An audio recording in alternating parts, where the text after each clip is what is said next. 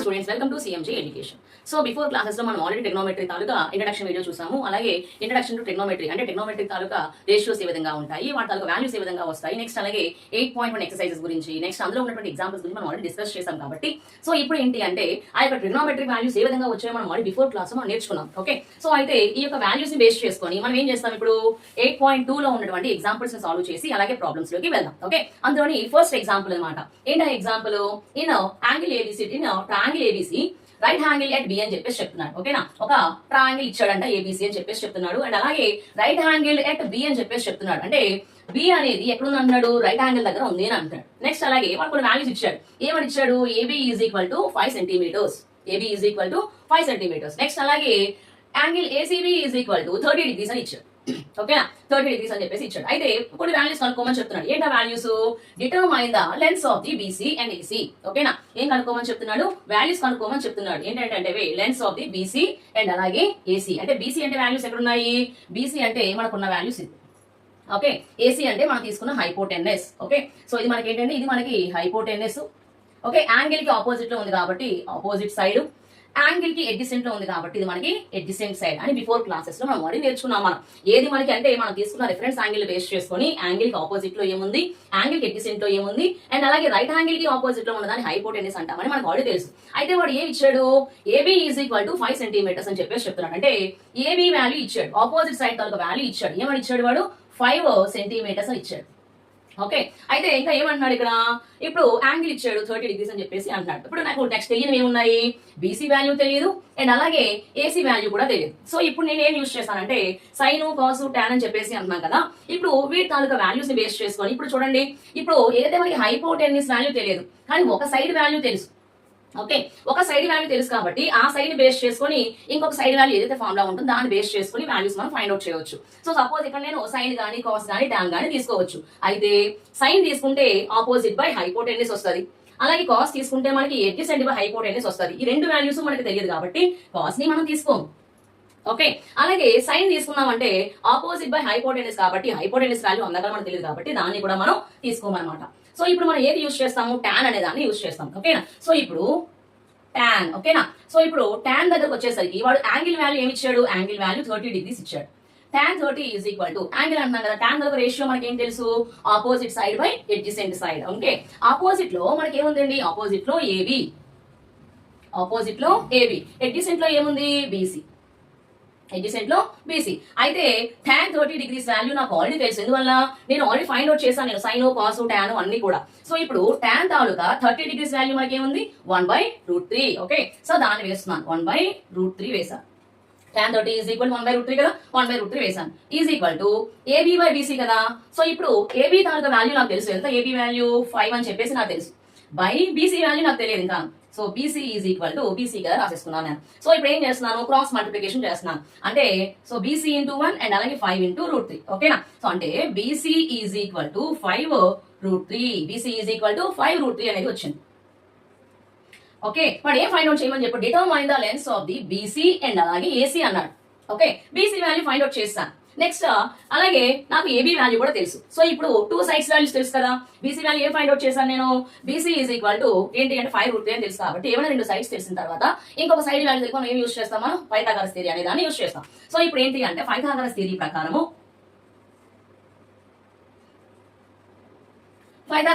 ఏంటంటే మనకి hypotenuse square is equal to side square plus side square. Okay, so hypotenuse లో ఏముంది, AC.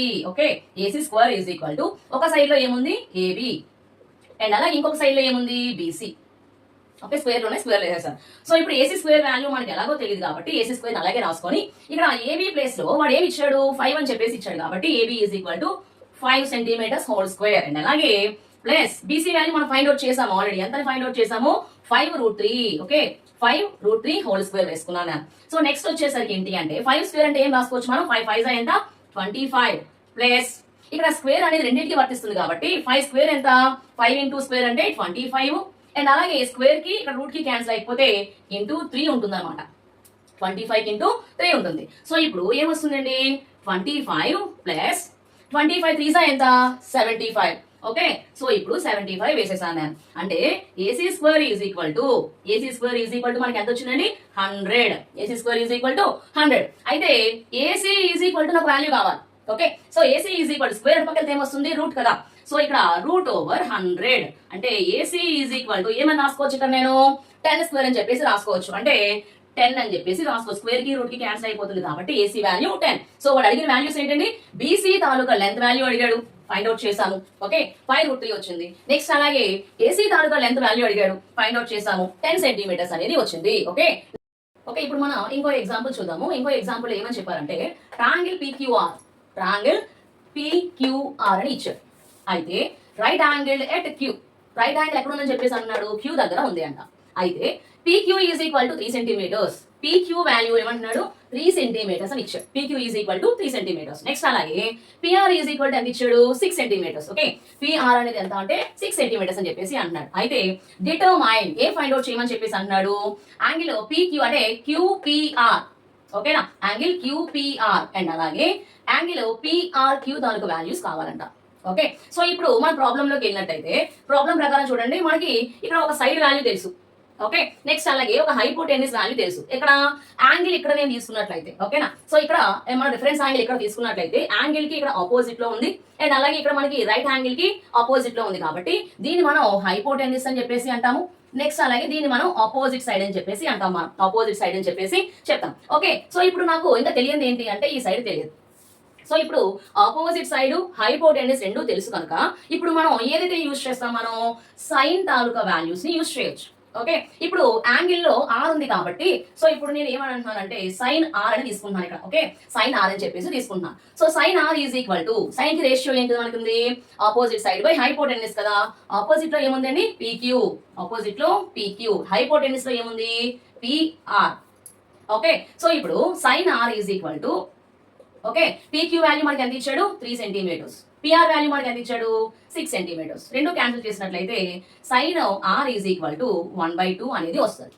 ఓకేనా, అయితే చూడండి ఇక్కడ మనకి ఈ యొక్క సైన్ ఆర్ అంటాం కదా 1/2 అనేది సైన్ యాంగిల్స్ ఏవైతే ఉన్నాయో సపోజ్ ఇక్కడ సైన్ తాలూకా వాల్యూస్ రాద్దాం. సైన్ తాలూకా 0 డిగ్రీ 30 degrees 45 degrees అండ్ అలాగే 60 degrees అండ్ అలాగే 90 degrees తాలూకా వాల్యూస్ ఒకసారి చూద్దాం. సైన్ 0 వాల్యూ ఎంత అండి 0. నెక్స్ట్ అలాగే sine 30 value 1/2, sine 45 1/√2, sine 60 value √3/2 and అలాగే సైన్ 90 వాల్యూ 1 అనమాట. ఓకే, ఇప్పుడు సైన్ లో 1/2 ఎక్కడ వచ్చింది మనకి ఇక్కడ 30 degrees దగ్గర వచ్చింది. ఓకే, సో సైన్ ఇప్పుడు sine R is equal to 1/2 place లో మనం ఏమని రాసుకోవచ్చు సైన్ 30 degrees రాసుకోవచ్చు. ఓకే, సో ఇప్పుడు ఆర్ వాల్యూ మనకి ఏమవుతుంది R is equal to 30 degrees. అంటే angle R is equal to మనం ఏం ఫైండ్ అవుట్ చేసాము 30 degrees అని ఫైండ్ అవుట్ చేసాం. ఓకే, నెక్స్ట్ అలాగే రైట్ యాంగిల్ అన్నాడు కాబట్టి క్యూ దగ్గర మనకి ఆల్రెడీ తెలుసు రైట్ యాంగిల్ అంటే మనకి వాల్యూ ఎంత అండి 90 degrees అని మనకు తెలుసు. ఓకే, సో ఇప్పుడు ఏమైనా సరే టూ యాంగిల్స్ తెలిసినప్పుడు ఇంకొక యాంగిల్ వాల్యూ కూడా కావాలి కదా. సో ఇక్కడ ఈ యాంగిల్ వాల్యూ కావాలి అనుకోండి మనం ఏం యూజ్ చేస్తాము అంటే మామూలుగాను యాంగిల్స్ ఆఫ్ ప్రాపర్టీ అనేది ఉంటుంది మనకి. ఓకేనా, యాంగిల్స్ ఆఫ్ ప్రాపర్టీ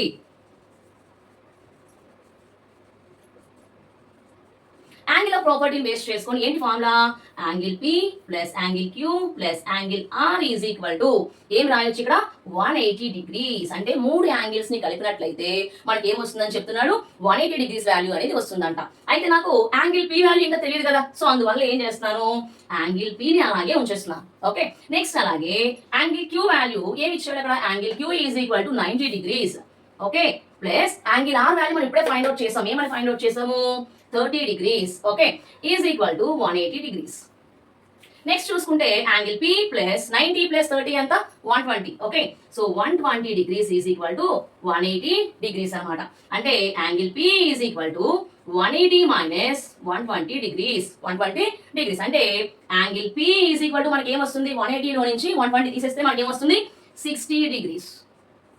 అంటే యాంగిల్ P వాల్యూ కూడా మనం ఫైండ్ అవుట్ చేసాం ఎంత అంటే 60 degrees అని మనం ఫైండ్ అవుట్ చేసాం. అయితే ఇప్పుడు వాడు అడిగింది ఏంటి ఒకటి యాంగిల్ QPR ఇంకొకటి యాంగిల్ PRQ అని చెప్పేసి అంటున్నాడు. సో ఫస్ట్ యాంగిల్ చూద్దాం. సో ఇక్కడ యాంగిల్ R ఉంది కదా, angle R is equal to మనకి ఏమి ఇచ్చాడు 30 degrees కదా. అంటే angle R is equal to 30 degrees కాబట్టి ఇప్పుడు ట్రయాంగిల్ ఏమొస్తుందండి PRQ ఈజ్ ఈక్వల్ టు అంటే R ని బేస్ చేసుకొని మనకి ఏవైతే వాల్యూ వచ్చాయో దాని వాల్యూ మనకి ఏమొచ్చింది 30 degrees. ఓకే, నెక్స్ట్ అలాగే యాంగిల్ P ని బేస్ చేసుకొని యాంగిల్ P వాల్యూ ఏం ఫైండ్ అవుట్ చేసాం మనం 60 డిగ్రీ ఫైండ్ అవుట్ చేసాం మనం యాంగిల్స్ ఆఫ్ ది ప్రాపర్టీ అనే దాన్ని యూస్ చేసుకొని. సో ఇప్పుడు యాంగిల్ ఇక్కడ ఏం అడిగాడు Q అండ్ అలాగే P అండ్ అలాగే R. ఓకేనా, అంటే ఇక్కడ యాంగిల్ ని బేస్ చేసుకొని దీని వాల్యూ ఏమొచ్చింది 60 డిగ్రీస్. ఓకేనా, ఇక్కడ R ని బేస్ చేసుకొని 30 డిగ్రీస్, P ని బేస్ చేసుకొని 60 డిగ్రీస్ అనేవి ఇవి మనం ఫైండ్ అవుట్ చేసిన తాలూకా వాల్యూస్ అన్నమాట. ఓకేనా, నెక్స్ట్ క్లాస్. ఓకే, ఇప్పుడు ఇంకొక ఎగ్జాంపుల్ చూద్దాము. ఎగ్జాంపుల్ ఇక్కడ ఏం చెప్తున్నారు, if sin a minus B, okay, sin a minus B is equal to 1/2. Next అలాగే cos a plus B is equal to 1/2. అయితే 0 less than a plus B less than or equal to 90 degrees అని చెప్పేసి చెప్తున్నారు. అయితే ఇప్పుడు చూడండి a greater than b అని చెప్పేసి చెప్తున్నారు. అంటే b వాల్యూతో కంపారిజన్ చేస్తే ఏ వాల్యూ పెద్దదిగా ఉంటుంది అని చెప్పేసి వాడు చెప్తున్నాడు. అయితే find a and b. Okay, a value b value మనకి కావాలంట. సో ఫస్ట్ ఏమి ఇచ్చాడు దాన్ని తీసుకుందాం మనం. ఓకేనా, sine a minus B is equal to 1/2. Okay, next అలాగే ఇంకా ఇక్కడ ఏం తీసుకుంటున్నాము cos a plus B is equal to కూడా 1/2 అనేది ఇచ్చాడు.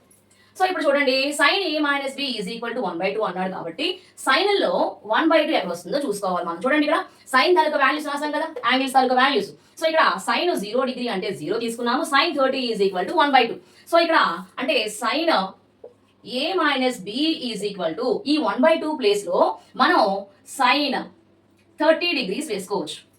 ఓకే, సో ఇప్పుడు ఏమొస్తుంది a minus B is equal to 30 degrees. Okay, దీన్ని ఈక్వేషన్ నెంబర్ 1 అని అంటాం మనం. ఇప్పుడు వచ్చేసరికి cos a plus B is equal to cos లో 1/2 ఎక్కడ వస్తుందో తెలియాలి. ఇప్పుడు నేను సైన్ మాత్రమే రాసాను కదా, సో కాస్ చూద్దాం. కాస్ ఈజ్ ఈక్వల్ టు ఏవైతే వాల్యూస్ ఉన్నాయో రివర్స్ రాసిస్తాం మనం. సో కాస్ తాలూకా 0 డిగ్రీ వాల్యూ ఎంత వస్తుంది 1 అండ్ అలాగే √3/2 అండ్ 1/√2, నెక్స్ట్ అలాగే 1/2, నెక్స్ట్ అలాగే 0. సో ఇప్పుడు చూడండి 1/2 అనేది కాస్ లో ఎక్కడ ఉంది, ఇక్కడ కాస్ 60 డిగ్రీస్ దగ్గర ఉంది. ఓకే, సో ఇప్పుడు కాస్ 1/2 ప్లేస్ లో కాస్ 60 డిగ్రీస్ రాసాను. అప్పుడు ఏ వస్తుంది value a plus B is equal to 60 degrees. a plus B is equal to 60 degrees వస్తుంది. సో దీన్ని ఈక్వేషన్ నెంబర్ 2 అని అంటున్నాను నేను. ఓకే, సో ఇప్పుడు ఈక్వేషన్ 1 ని ఈక్వేషన్ 2 ని సాల్వ్ చేస్తున్నాం. ఓకేనా, solving equation number 1 and equation number 2.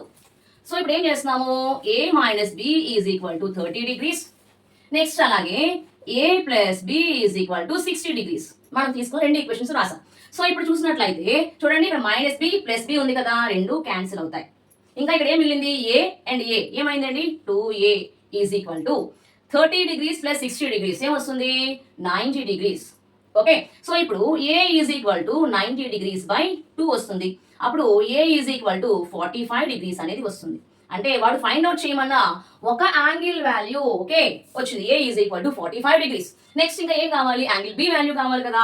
So angle b value కావాలి కాబట్టి సో ఇక్కడ ఈక్వేషన్ నెంబర్ 1 లో గానీ 2 లో గానీ ఏ వాల్యూ వేయొచ్చు. ఓకేనా, సో ఇన్ ఈక్వేషన్ 1 ఓకేనా ఏం చేస్తున్నాము a minus B is equal to 30 degrees కాబట్టి ఈక్వేషన్ 1 తీసుకుంటున్నాను, ఏ వాల్యూని ఇందులో వేసేస్తున్నాను నేను. సో ఏ వాల్యూ ఎంత వచ్చింది 45 డిగ్రీస్ అండ్ అలాగే minus B is equal to 30 degrees. Okay, minus B కదా అక్కడ వస్తే ఏమవుతుంది ప్లస్ బి అవుతుంది. సో అప్పుడు 45 degrees plus okay 45 degrees minus 30 degrees is equal to B అనేది ఉంటుంది. ఓకే, ఇప్పుడు 45 లో నుంచి 13 తీసివేస్తే మనకి ఏమొస్తుంది 15 వస్తుంది అనమాట. 15 degrees is equal to B. అంటే వాడు ఫైండ్ అవుట్ చేయమన్నటువంటి యాంగిల్ ఏ వాల్యూ 45 డిగ్రీస్ వచ్చింది, యాంగిల్ బి వాల్యూ ఏమొచ్చింది 15 డిగ్రీస్ వచ్చింది. అయితే వాడు ఏమడిగాడు చూడండి, ఇక్కడ ఏతో కంపారిజన్ చేస్తే బి వాల్యూ అనేది చూసుకున్నట్లయితే ఏ వాల్యూ ఎక్కువగా ఉంటుంది అని చెప్పేసి చెప్తున్నాను. చూడండి ఇక్కడ రాసుకుంటున్నాం మనం ఏమని రాస్తున్నాము, ఇక్కడ A is equal to 45 degrees and అలాగే B is equal to 15 degrees. So రెండింటిని కంపారిజన్ చేస్తే ఏమొచ్చింది ఇక్కడ మనకి ఏ అనేది ఎక్కువగా ఉంది b తో కంపారిజన్ చేస్తే. ఓకే, నెక్స్ట్ ఇంకా ఏమన్నాడు 0 degree is less than and అలాగే a plus B is less than or equal to 90 degrees అని అన్నాడు. అంటే ఈ యొక్క బిట్వీన్ అంటే 0కి 90కి మధ్యలో a ప్లస్ బి ఉంటుంది అని చెప్పేసి అంటున్నాడు. సో ఇప్పుడు చూడండి ఏ వాల్యూ ఎంత 45 డిగ్రీ ప్లస్ బి వాల్యూ ఎంత 15 డిగ్రీ. ఓకే, సో 90 డిగ్రీ అలాగే ఉంది వేసేసాను. So 0 degree less than 15 plus 45 ఎంత అవుతుందండి 60 డిగ్రీస్ అవుతుంది. ఓకే, సో అంటే ఇక్కడ 0కి 90కి మధ్యలోని 60 ఉన్నట్లే కదా. సో అది ఇంకోటి కూడా మనకి సాటిస్ఫై అయ్యిందనమాట. హెన్స్ ఏం చెప్తున్నాం మనం ఇది మనకి ప్రూవ్ అయినట్లుగా మనం చెప్తాం. ఓకేనా,